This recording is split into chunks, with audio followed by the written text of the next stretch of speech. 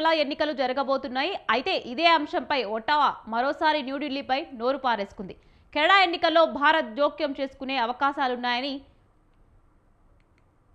భారత్పై నోరు పారేసుకోవడం ఇటీవల కెనడాకు అలవాటుగా మారింది. తాజాగా మరోసారి అదే పని చేసింది.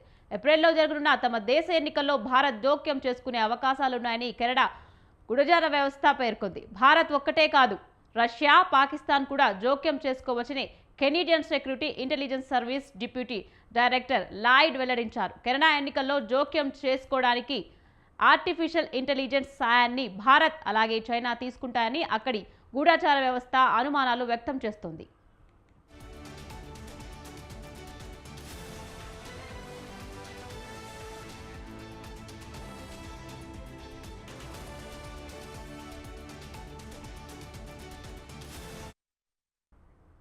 ఇక కెనడాలో ఏప్రిల్ 28న మధ్యంతర ఎన్నికలు జరగబోతున్నాయి. ఈ మేరకు ప్రస్తుత ప్రధాని మార్క్ కార్నీ ఆదేశాలు జారీ చేశారు. కెనడా పార్లమెంట్లో మొత్తం 338 సీట్లున్నాయి. ఈసారి లిబరల్, కన్జర్వేటివ్ పార్టీల మధ్య ప్రధాన పోటీ ఉంటుంది. కాగా లిబరల్ పార్టీకి చెందిన మార్క్ కార్నీ ఇటీవల కెనడా నూతన ప్రధానిగా ఎన్నికయ్యారు.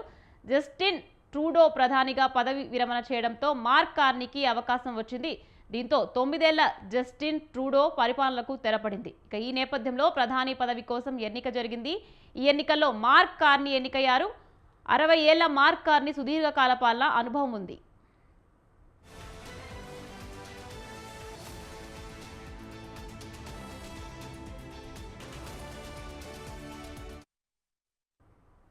ఇక 2023లో ఖాలిస్తానీ ఉగ్రవాది నిజర్ కెనడాలో హత్యకు గురయ్యారు. అయితే నిజర్ హత్యలో భారత ఏజెంట్లకు ప్రమేయం ఉందని అప్పటి ప్రధాని జస్టిన్ ట్రూడో కెనడా పార్లమెంట్ వేదికగా అవాస్తవాలు ప్రచారం చేశారు. ఈ నేపథ్యంలో భారత్ కెనడా మధ్య దౌత్య సంబంధాలు పూర్తిగా దెబ్బతిన్నాయి. జస్టిన్ ట్రూడో ఆరోపణలు భారత్ అనేకసార్లు ఖండించింది. అయినప్పటికీ ఇటువంటి అవాస్తవాలను ప్రచారం చేయడం కెనడా మానలేదు. ఈ నేపథ్యంలో తమ దేశ ఎన్నికల్లో జోక్యం అంటూ భారత్పై మరోసారి నిరాధార ఆరోపణలు చేస్తోంది కెనడా.